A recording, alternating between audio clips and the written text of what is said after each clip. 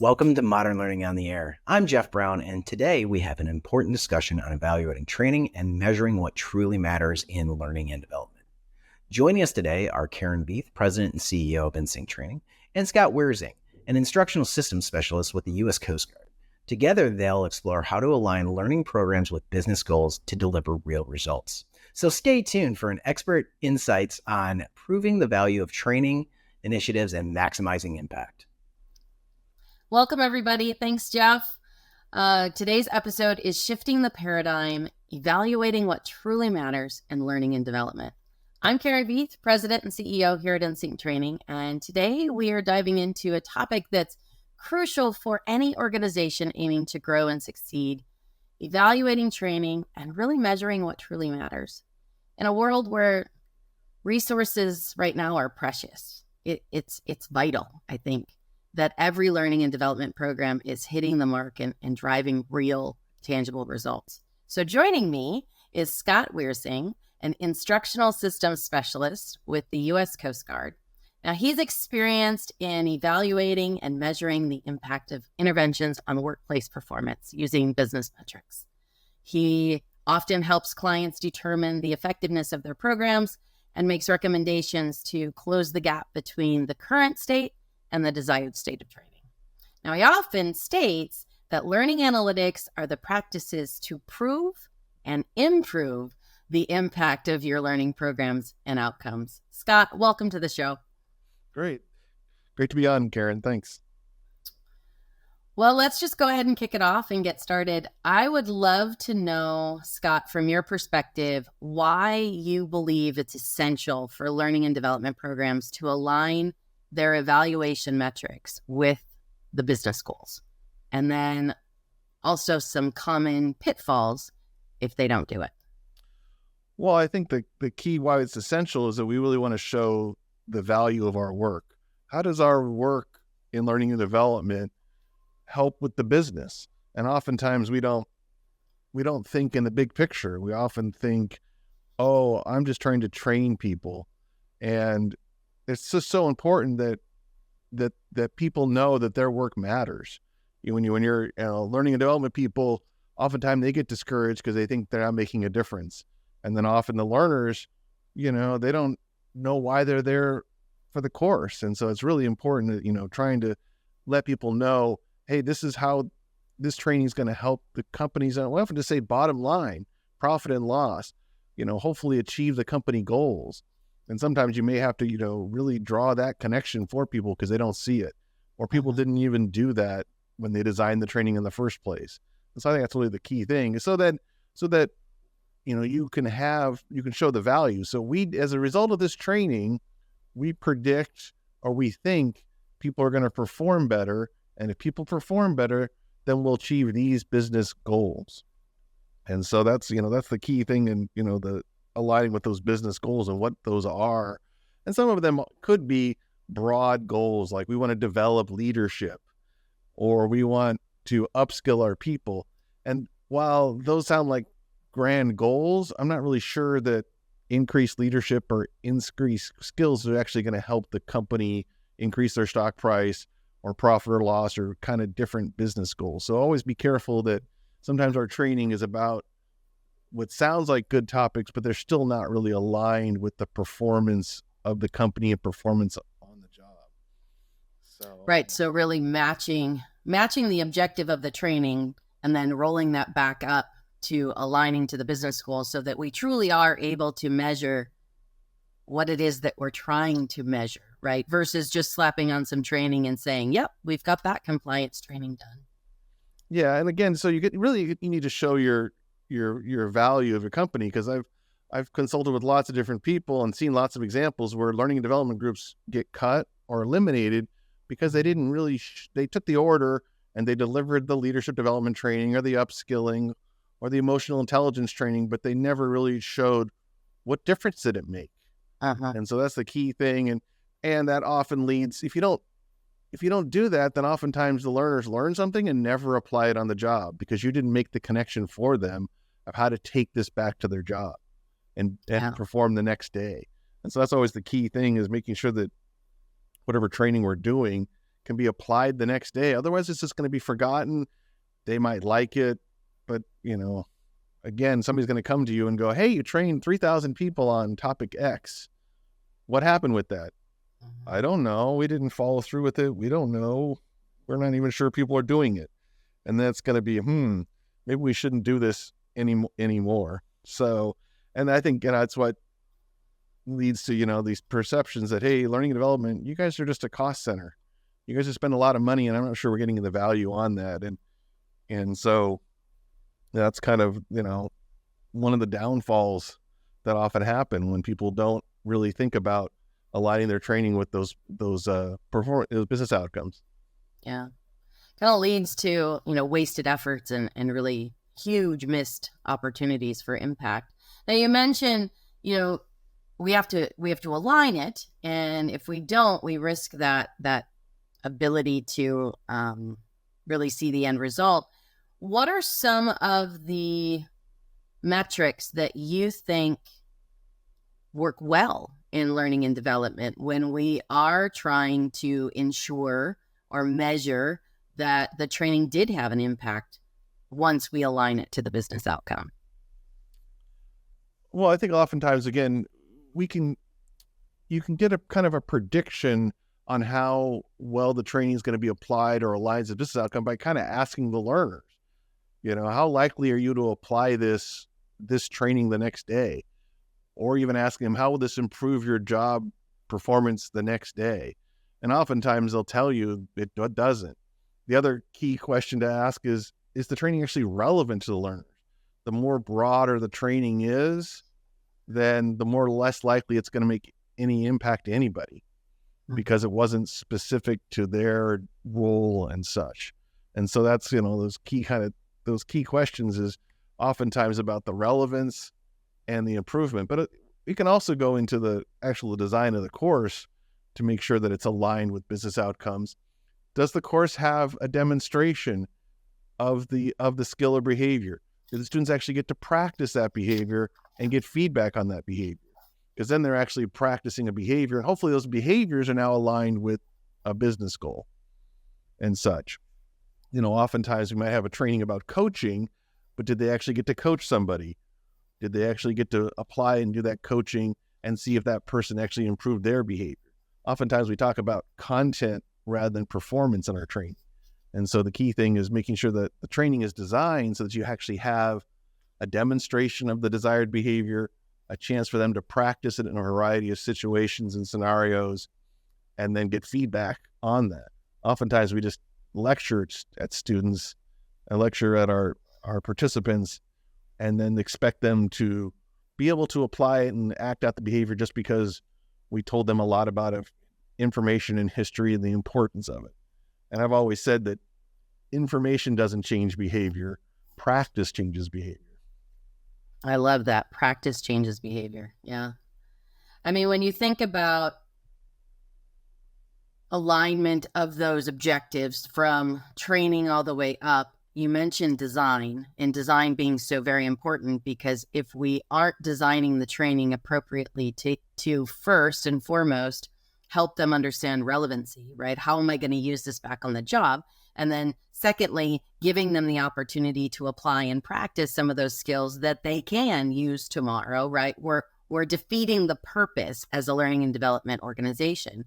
So when you think about engagement and you think about first and foremost the design of the program and making sure that we are designing appropriate content that matches and aligns the objectives from the training all the way up, how important is it, in your opinion, to design specific to the environment in which the learner is actually taking the training, thinking about the objectives and then the delivery environment, whether that happens to be an e-learning that sits on an LMS or a face-to-face training or a virtual live and online training? Does it matter?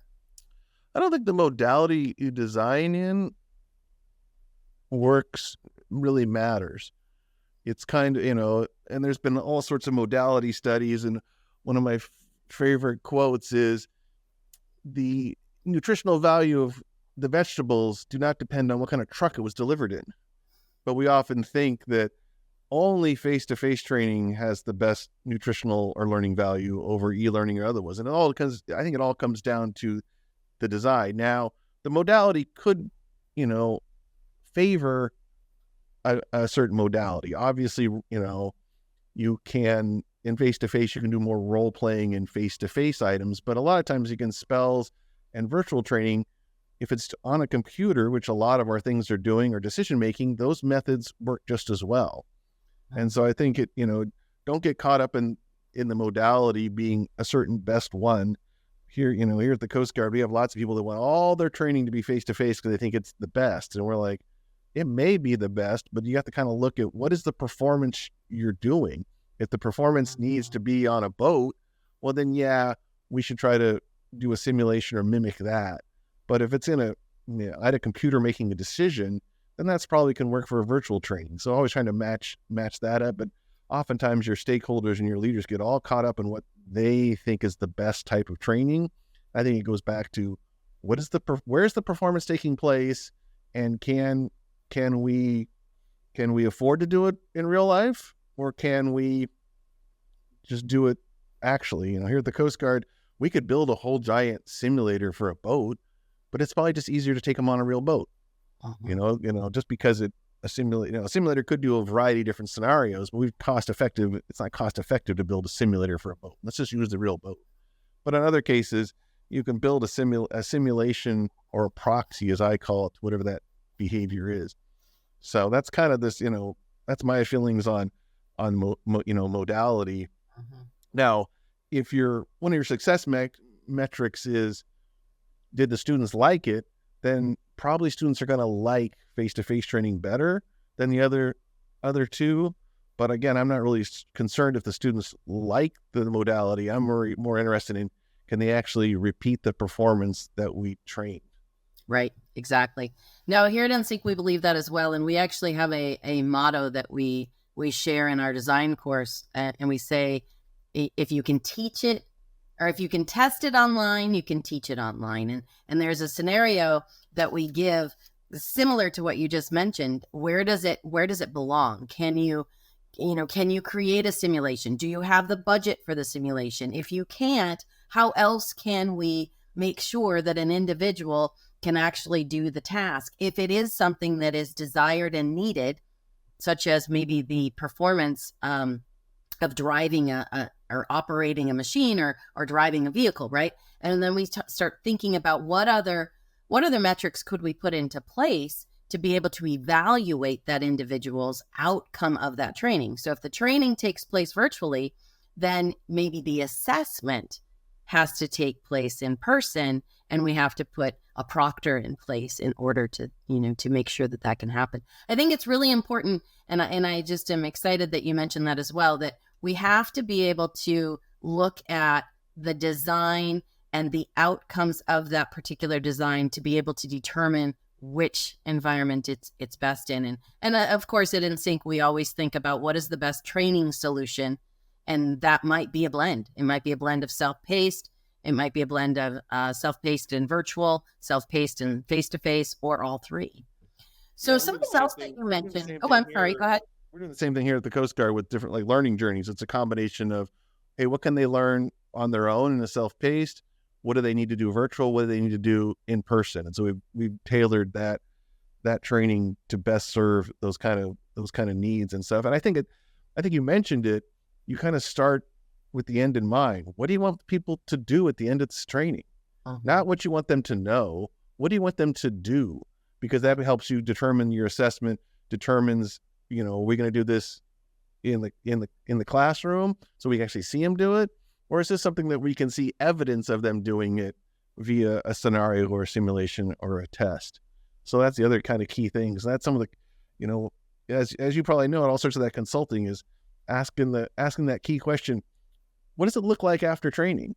And oftentimes they say they pass a test. And I'm like, is that really what they do on the job, is take tests? And they're like, no. And so you kind of ask them, hey, what do you want people to be able to do on the job after this training? And then you can work your way backwards to figure out your assessment, your objectives, and then eventually your modality to design that training. Yeah, it's really about performance, right? What do we want our individuals to be able to do at the end of this training? And if we understand what it is that we want them to be able to perform, then we can start to architect what that design looks like. Now, something else that you mentioned earlier was, just being, it was sort of a methodology of what the facilitator might be doing in asking the right questions, right? When I think about training and I think about objectives and aligning those objectives of the training back up to the business outcome, and then I think about the design and how we're actually going to ask learners to perform specific exercises, it takes a dynamic facilitation group to be able to contribute, right, to these learning outcomes, to take them through this learning journey, to ask the right questions. So I'd love to hear your thought process around how facilitation in these training programs end up helping or aiding in the ability for individuals to perform back on the job. It's one thing to design it, but it's another thing to actually facilitate the knowledge of the group. I think the key thing as a facilitation is making sure that you take the time to explain how this new performance or this content is relevant to the learners. It draws them in, and so they can see that kind of you have to draw the picture to help them understand why they're there, the big picture. And we often call it just the WIFM. What's in it for me? Why is this important? And then you also want to kind of, connect with the learners and give them a chance to express what do they already know, because oftentimes that reduces the stress or their hesitation to learn new things. They probably know something about this already. And so again, and students love sharing those experiences. So you have to kind of, build that time in. And I think that's really important, especially in the virtual training, to make sure you have that connection and get a chance for students to share. Otherwise, students are going to multitask and turn off and not really be part of your virtual instruction. So I think that's always really, important to do that. I also think that it's, really important for facilitators to demonstrate the behaviors of what we're doing. Mm-hmm. Oftentimes we get lost in all sorts of content, and here at the Coast Guard we call them sea stories. It's like, well, when I was on a boat, this happened and this happened, and it's like, well, that's nice, but that's not really a demonstration. We want to know a little bit more about how to actually do it. And so it's always that fine line between allowing people to share stories and then getting way off topic, as you probably know. Yeah, I like that. The sea stories. Yeah, that's a balancing act, right? We have to balance experience. We have to share that, right? We are facilitators of knowledge, so we have to provide some credibility when we're training, and so that they understand that we've been in their shoes and we understand what it is that they're going to have to do to perform back on the job. So, I mean, dynamic facilitation is key to engaging learners in the active design that we've created. And we believe that it's really important to listen, like you said, to the learner's needs and then foster those interactions, but don't get on your soapbox and just talk about you, right? Keep it focused on the learner so that we can enhance that understanding and that retention so that they can practice and then have the confidence, right, to be able to then perform back on the job. So we're on the same page. Facilitation is extremely important. It can't just be a sage on the stage, just somebody up there giving information, because we can have the best design in the whole world, but if the facilitator just talks, nobody's really taking any of that information and doing anything with it. Now, we talked also about this learning journey, where we maybe have a blended learning approach. And when we think about that and we think about the ongoing support that a learner needs to be able to do, to learn X and apply X, that actually then goes all the way up to that business outcome, so that we are directly tying training to the business outcome. At InSync, we believe that ongoing support is crucial, for reinforcing the learning, ensuring practical application. We call them producers, and they kind of work through the efforts of the program to make sure that the learners stay focused. They track things like, training performance and completion rates, but they also really are advocates for the learner so that they're there to make sure before, during, and after the training that the learner is supported. So if there are specific questions about how do I complete this or how do I apply this, that they're there to assist with that. So Scott, what role, especially in your organization, does ongoing support play in sustaining long-term learning and practical application? Well, I think during the training, you got to be able to have the time and the ability to allow students to ask kind of what I call the dumb questions one-on-one, because oftentimes they have a question, but they don't want to bring it up in front of everybody. So that's one of those kind of cases to often use the chat or something like that with the producer to ask those kind of questions, because often students have questions to check their own understanding. I think that's one way during the training. But I think, after the training, it's really important to have the job aids available, and then so that people can, use those and check to make sure there's stuff, because oftentimes there might be a little bit of time lag between you went through the training and now you actually have to do it on the job. So what is what's the job aid that can help me remember some of the key things to do when I'm talking to a customer or doing this task or whatever that task, may be. So job aids happen. The other key thing is you kind of mentioned it, you have to have alignment with your managers so that they can coach and give feedback. Oftentimes we send people to training and the managers don't know what's happening at the training. I think the managers really need to be there to help the people afterwards and support them with coaching and feedback, encouraging them when they're doing things right, helping them, hey, you did all these parts right, but not this one. And so making sure we build that into that system. And so you can actually kind of measure those kind of key things. How many times did people go to the SharePoint site and access job aid?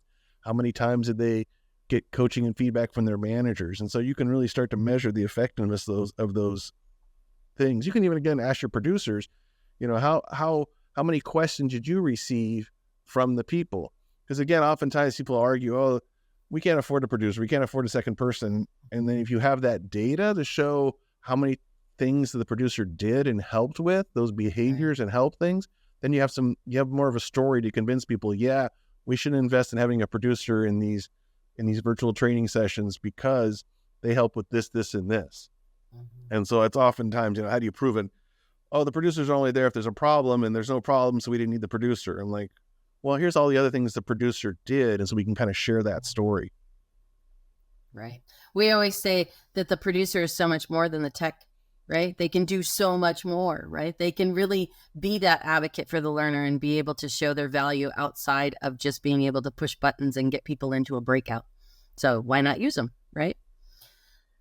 So as far as the effectiveness of support efforts before, during, and after trainings, I think we're aligned in terms of it's very important for everyone to be involved. You mentioned leaders. We call them virtual learning leaders, and we emphasize the importance of every leader needs to understand the training environments in which their employees are getting the training. They need to understand the design efforts of their team to make sure that the relevancy of the training is happening in the correct environment, right?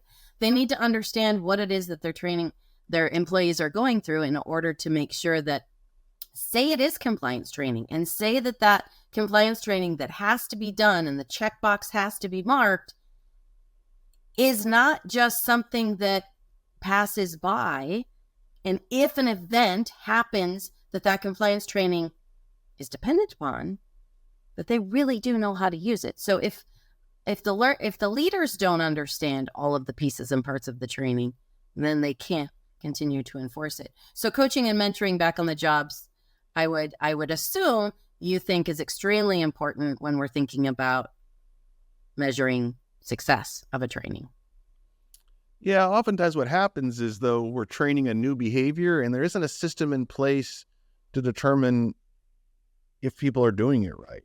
And so you're going to have to think about ways of how are we going to check that people are doing it. And so another group you always have to check with is kind of your quality, your QA group, to make sure, hey, we're training this new behavior and this new thing. How are we going to know it's actually taking place? And so that's another key thing. And then that group becomes kind of your partner to kind of explain and help with the data, because you can't really show things improved because it's a new behavior, but at least you can show that how many people are actually exhibiting that new behavior, how many times they're doing it. And then hopefully those people that are exhibiting the behaviors more are having better results because they're showing those behaviors. And then you kind of have your natural control group. You have the people that are doing the new behavior, and this is the results they're getting. And you have the people that aren't doing the new behavior and never went to the training and what their results are. And so now you can have a little bit of a story and connect the new behaviors to those kind of those business results or goals. But you got to kind of think about that and start partnering and think ahead.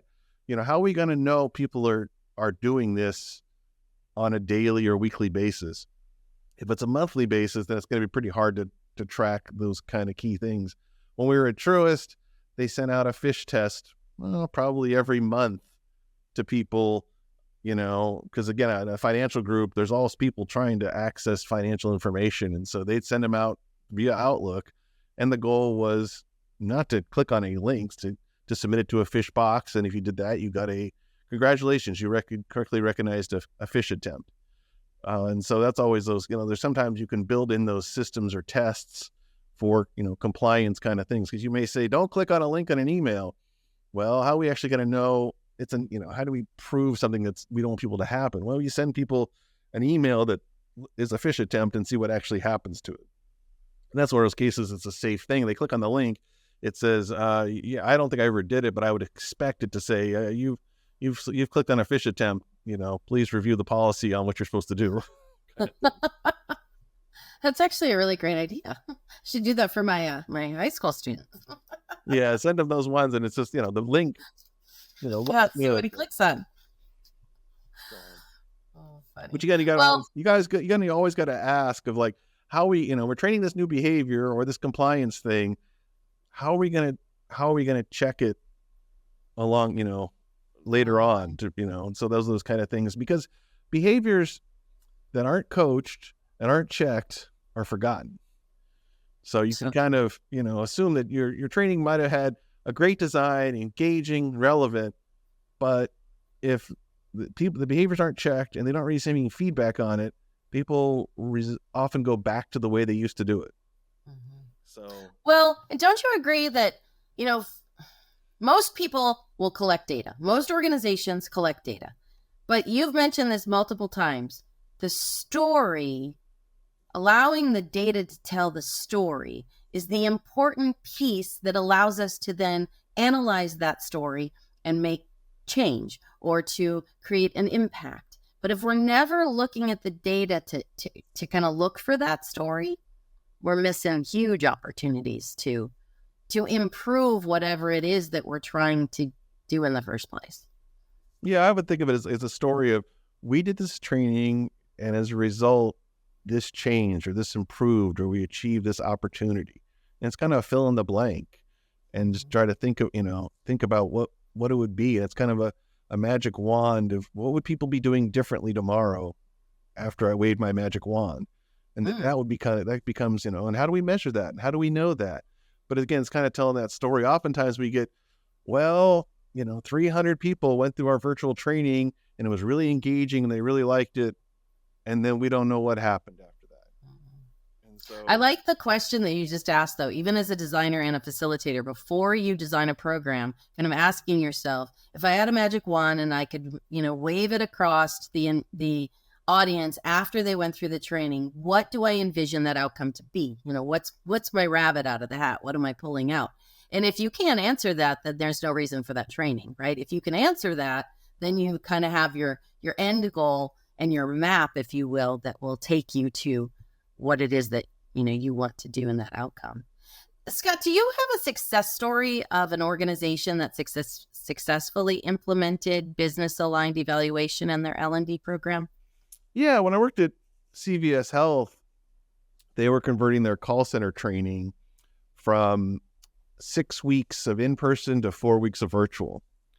And so I was tasked with, how good is the virtual training? Because people were kind of skeptical that we could do this, even though, again, it's call center, it's on a computer, and so they wanted to shorten the training. So you kind of have to ask, well, what does a good call rep look like? And what data do you have that shows it's a good call center? And call centers have a whole set of different metrics. So you have to kind of narrow it down. And so we narrowed it down to a first call resolution. How many times do they answer a call and it doesn't result in a callback? So, okay, that sounds like a good kind of metric. We also had a quality audit team that audited the calls and scored them on a score sheet. So we could get like a kind of a call quality. Are they following company procedures and policies, HIPAA and those kind of things? And then we also wanted to know about speed. How fast can they take a call? Because in call centers, one of the key metrics is speed to answer. And if you have long calls and people are on hold, then it's not a really good experience. So we were able to collect the data for those three things for all people that went through our new hire 6 weeks in person. So we kind of had a baseline metric.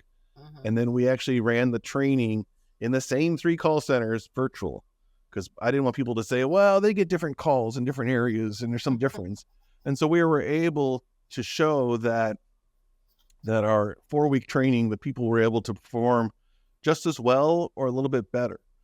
The only thing we found out is they took a little bit longer because they only had 4 weeks and had less practice. I eventually tracked them after 3 months and they were all performing at the same level. Didn't matter what style the training was. We did make some changes in that 4-week training to make it more scenario based and less content, and so that people could actually get more practice. But again, we had to partner with our quality team to make sure we got quality audits during the training so people got feedback on their performance. And then we actually had a little bit of retention issue because people were in the job and it was so realistic, they didn't decide this isn't for me. And so people would naturally self-select out. Not that they were low performers. They're just like, wait a second, now that I've been in this training for 4 weeks and such. And then the thing that was interesting is a lot of our people in the virtual training, they thought the classroom training was way boring because we designed the virtual training with so many activities and engagement that they oftentimes had to go back to some of our classroom training and went, this isn't as good. And so we worked to make sure that we put the same design techniques in, whether it was virtual or in-person training. Yeah. Well, that's a very exciting story. And we have lots of clients that go from face-to-face right to virtual, and some don't have the same outcome because sometimes they just take the existing face-to-face content and try to put it in the virtual classroom. And we know that doesn't work. You've got to design for the actual environment in which you are training in. What's exciting for me of that story is I'm certain that the bottom line was that you decreased the total number of funds to train those individuals. You decreased the amount of time that the individuals had to be out of the field to be in training, and you got a similar or better result for the individuals. And because it was a call center, it was authentic, right? So that they're learning in the modality that they're going to then be working in, not necessarily in a foreign environment, so to speak, and then having to transfer that knowledge back into, say, a call center situation. Yeah, we saved a lot of money on just the 2 weeks of salary. And then the other thing was that we were sending trainers to all the in-person things. So trainer travel went way down because now the trainers could be in one call center in one city, the students in another call center in another city. So that often helped. Another kind of savings things is always ask, how much are we spending on travel for the trainers and the overtime and those kind of things. So it was a very efficiency. But again, they wanted to make sure that our performance of the people on the job is as good or better. And so it's like, that was the key. They were worried that, and I said, people are not going to be as good if you shorten the training. And we know that, I can predict that. And so that, again, they were really favorable of investing in this. Yeah. Well, thank you, Scott. Thank you so much for sharing your insights with us today and, just really being raw with us in terms of how data can tell that story, and data can, if we're looking at that data and we're applying that data back on to the design, the facilitation, the ongoing support, we are going to see that the objectives do roll back up to the business outcomes. So again, thank you so much. And thanks to all of our listeners for tuning in today to Shifting the Paradigm. If you're interested in learning more about creating impactful learning and development programs, check out our resources on our website at insynctraining.com. Until next time, keep learning. Take care. Thank you for tuning into Modern Learning on the Air. For all your training and services needs, visit us at insynctraining.com. And don't forget to sign up for our monthly webinars, where we cover key topics and trends in the learning and development space. Until next time, keep learning and keep growing.